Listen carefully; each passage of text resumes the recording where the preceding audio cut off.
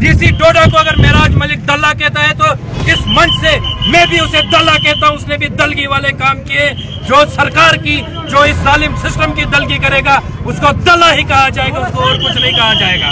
और मैं भी मेराज मलिक की तरह उस डीसी डोडा पे भी जो है वो थूकता हूँ। उसने थूकने वाला ही काम किया है, उसने ऐसा घिनौना क्राइम किया है, क्रिमिनल तो आप हो।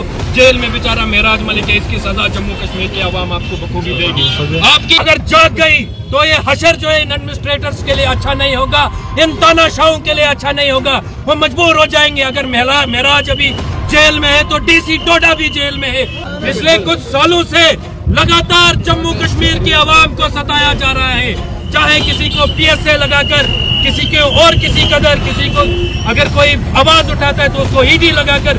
जम्मू कश्मीर ही नहीं बल्कि हिंदुस्तान में इस कदर जो है वो नंगा नाच हुकूमत का चल रहा है।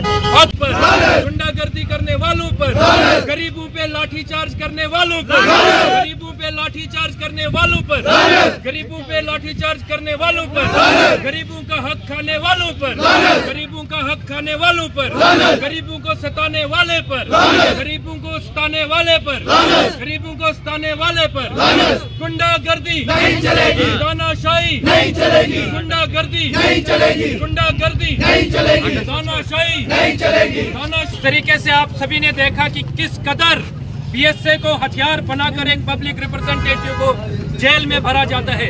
कसूर उस रिप्रेजेंटेटिव का इतना ही है कि उस रिप्रेजेंटेटिव ने सिर्फ डीसी डोडा को बुरा कहा और डीसी डोडा के दिल पे लग गई और डीसी डोडा ने उसमें PSA लगा दिया।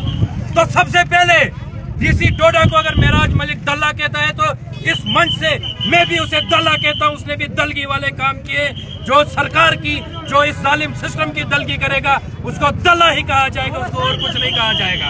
और मैं भी मेराज मलिक की तरह उस डीसी डोडा पे भी जो है वो थूकता हूँ। उसने थूकने वाला ही काम किया है। उसने अगर तब तक हो सकता है उसके साथ मेरे को हमदर्दी भी होगी, लेकिन जब से उसने इस कदर जो है कानून से बाहर जाकर अपने पर्सनल रिफ्ट के चलते PSA इम्पोज किया तो वो थूकों का नहीं बल्कि जूतों का हकदार है। उसको जूतों की माला पे जो है वो लगाई जाती है।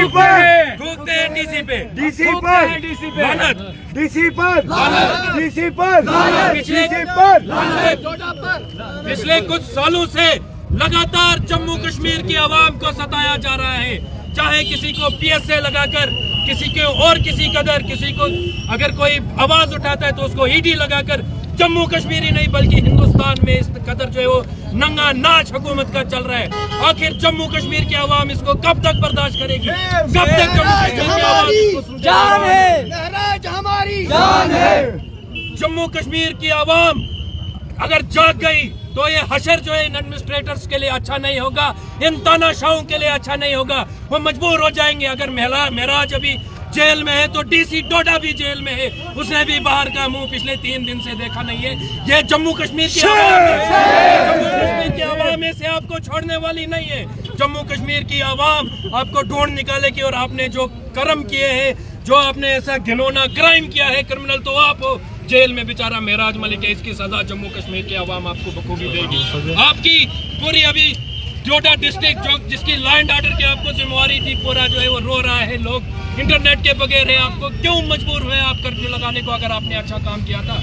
और डीसी डोडा की ऐसी दुर्गति को जो है वो देखकर उससे सीख लेकर बाकी डीसीओ को भी देखना चाहिए कि इस कदर अगर किसी भी तरीके का जो कानून गैर कानूनी PSA जो है किसी पे इम्प्लीमेंट किया गया तो वहाँ पे भी हशर। बात मेराज की नहीं है, किसी आम आदमी पे भी अगर बेबुनियाद PSA लगाया गया तो अवाम इसी तरीके से बाजार में निकलेगी और इसी तरीके से जो है वो आंदोलन करे। 3 दिन से